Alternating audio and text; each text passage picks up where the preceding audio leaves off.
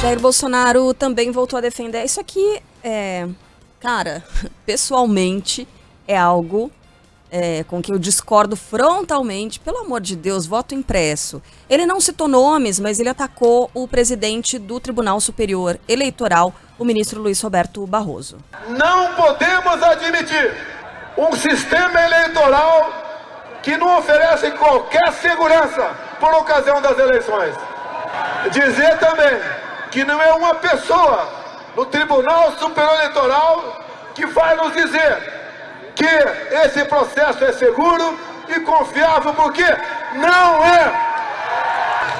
Nós queremos eleições limpas, democráticas, com voto auditável e contagem pública dos votos. Não posso participar de uma farsa como essa, patrocinada ainda pelo presidente do Tribunal Superior Eleitoral. O presidente da República ainda repetiu que tem 3 alternativas para o futuro. Agradecer a Deus pela minha vida e pela missão. E dizer àqueles que querem me tornar inelegível em Brasília: só Deus me tira de lá.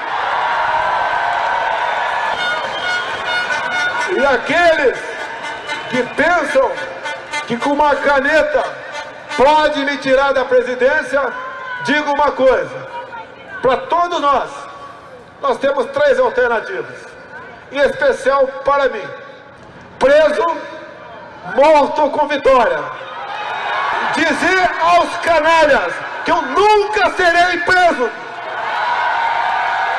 A minha vida pertence a Deus, mas a vitória é de todos nós. Ah, nossa, que coisa. Fica todo mundo meio chocado, né, com esse discurso. O ato na Avenida Paulista, segundo o governo de São Paulo, reuniu pelo menos 125 mil pessoas, ocupou 8 quarteirões. No protesto contra o presidente Jair Bolsonaro no Vale do Anhangabaú, foram 15 mil manifestantes. Mas veja, Megali, o que você está dizendo faz todo sentido. Esse discurso do presidente da República, que é isso? Ele está falando sobre ele mesmo. Ele está falando sobre a família dele, ele está falando sobre os interesses dele. Mas a gente tem que concordar de que havia muita gente na Avenida Paulista. Havia muita gente em Copacabana, no Rio de Janeiro. Havia muita gente em Brasília, havia muita gente em Belo Horizonte. E o presidente, quando ele faz esse tipo de discurso, ele consegue atrair a nossa atenção para onde ele quer.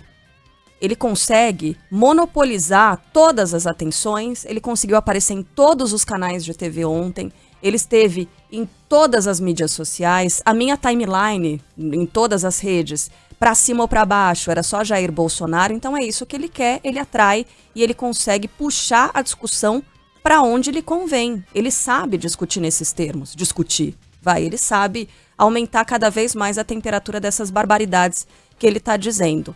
É um discurso golpista, a gente vai discutir sobre isso, a gente vai ouvir opiniões, a gente vai ouvir a opinião do Rodrigo Aidar, né, que tem toda uma experiência de cobertura jornalística com relação ao judiciário, vai saber como é que tá esse equilíbrio, ponto, isso é uma coisa. Outra coisa que eu acho que a gente não pode ignorar e que a gente tem que olhar e tem que encarar de frente é quem são essas pessoas que foram ontem pra rua. O que essas pessoas realmente querem? Isso tá claro na cabeça delas? Essas pautas que foram apresentadas pelo presidente da República, eu não imagino que, assim, a gente pode perceber que não havia jovens, adolescentes, é um público predominantemente adulto para mais idoso. Algumas crianças foram levadas, tudo bem. Agora, essas pessoas, elas têm a clareza dos conceitos, do que é, de como funciona de fato a democracia, do que é o golpe, do que isso representaria. Do que representaria o impeachment de um ministro do Supremo Tribunal Federal. E aí, por favor, não entendam a minha fala como algo empolado, olhando de cima para baixo, de jeito nenhum. Porque as pessoas que foram para a rua ontem é gente com quem a gente convive. Eu não tenho essas mesmas opiniões políticas, tá? Pelo contrário. Mas eu acho um erro desconsiderar essas pessoas. Eu acho que a gente tem que virar e olhar para essas pessoas, porque talvez elas se sintam representadas por esse discurso na falta de um outro. Quais são os anseios dessa pessoa?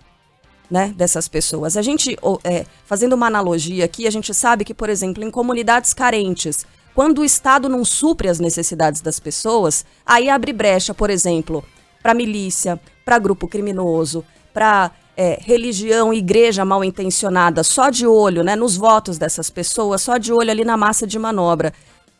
Esse vácuo, ele está sendo ocupado por esse discurso golpista, mas ele está preenchendo o quê?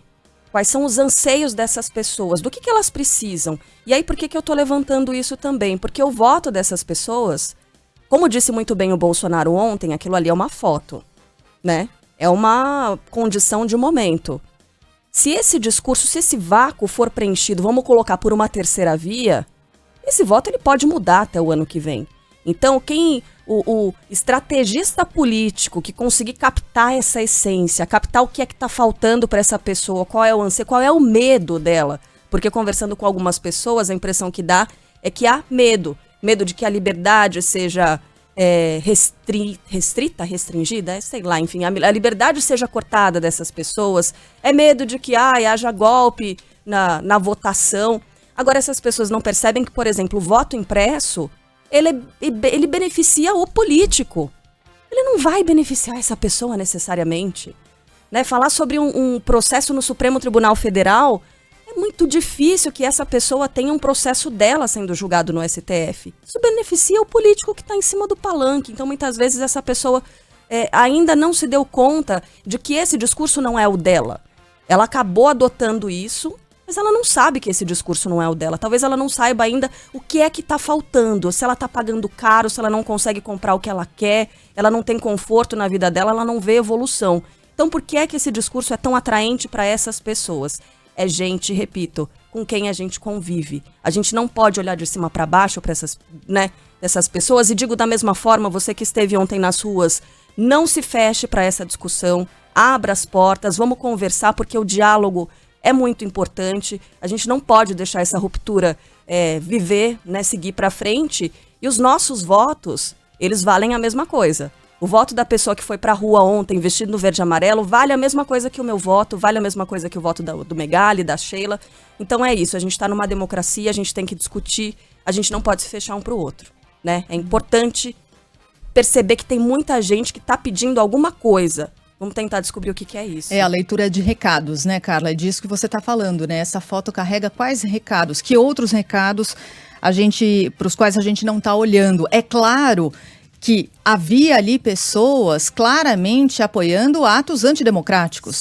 Sim, a gente viu cartazes ali de gente falando, defendendo o golpe militar, defendendo o AI-5, defendendo o fechamento de Supremo, de Congresso Nacional. Mas há uma parcela ali daquelas pessoas que eventualmente discorda de posições adotadas pelo Supremo Tribunal Federal, ainda que não compreenda exatamente o funcionamento dos poderes no Brasil, discorda de decisões do Congresso Nacional, sensação de que as suas liberdades estão sendo tolhidas de algum jeito, então isso acaba tornando a pauta mais difusa, né? Acho que tem a ver um pouco com isso que a Carla estava dizendo, Megali, para que a gente não olhe para a totalidade das pessoas que foram às ruas ontem achando que todo mundo é o militante bolsonarista, né? É exatamente aquela base mais ferrenha, mais radical, os chamados bolsominions, né? Tem gente ali que não necessariamente se enquadra em todas essas práticas, ações e discursos do presidente Bolsonaro, né? Mas todos os corações e mentes ali, Sheila, claro que não todos, né? Como é que você vai falar todos de uma multidão daquele tamanho? Eu não quero me alongar muito, porque esse papo vai ficar muito, muito filosófico, mas gravitam em torno da decepção com a política, que é algo que a gente vem falando há muito tempo, né? A Lava Jato, o lavajatismo, a grande decepção com os esquemas de corrupção que foram armados durante o governo do PT. Não esqueça que os governos do PT foram muito populares. Lula teve 84%, Dilma chegou a ter 78% de aprovação, negócio. Então não é que o brasileiro tem uma implicância natural com o PT, nunca teve. Passou a ter no momento em que descobriu que tudo aquilo era um castelo de cartas, que a política econômica, especialmente na época de Dilma e Manteiga, era um desastre, e que tudo era feito com base num cleptogoverno. A decepção foi muito grande. E a partir de então o brasileiro começou a comprar um discurso destrutivo, um discurso antipolítica. Pensem qual é a plataforma de Bolsonaro para o Brasil. Não tem. É destruir o PT, é destruir a identidade de gênero, é acabar com a... Como é que chama o negócio das escolas lá? A doutrinação nas escolas. Então é sempre acabar, destruir, desmontar. Bolsonaro nunca propôs a construção de algo novo. E esse discurso destrutivo é muito fácil e muito atraente quando você está tão insatisfeito e tão decepcionado com o que veio atrás. Aí você junta o carisma pessoal da figura de Bolsonaro, mas enfim, até então, na campanha, era um discurso, embora detestável, legítimo. Fazia parte do jogo político. Ontem não faz. O que a gente viu ontem não faz parte do jogo político. A gente viu um discurso francamente golpista, um discurso de um proto-ditador, de um candidato, de alguém que na verdade fala como ditador. Como é que alguém sobe num palanque e diz que não vai obedecer ao STF? Mas aí você está olhando para o Bolsonaro e não para as pessoas. Mas aí as pessoas eu não vou conseguir entender a cabeça de cada um. Mas como movimento de massa, tudo isso gravita em torno da decepção com a política. Tanto é que o panorama que a gente tem para 2022 não é uma população empolgada com a volta de Lula. É a destruição do bolsonarismo. É o voto útil para tirar Bolsonaro de Brasília, que está colocando o Lula nos píncaros da glória, com 60%. 60% dos brasileiros ainda realmente confiam em Lula? Então o pensamento da antipolítica e da destruição daquilo que está aí continua na cabeça do eleitor brasileiro. Não só aqueles que estavam na Paulista ou em Brasília, mas também aqueles que estão vislumbrando 2022 com a esperança de acabar com o que está aí. Está faltando alguém que proponha construir alguma coisa, mas a gente está se perdendo aqui no falatório. Acho que a gente deveria voltar ao noticiário, até porque daqui a pouquinho tem muita gente para participar conosco.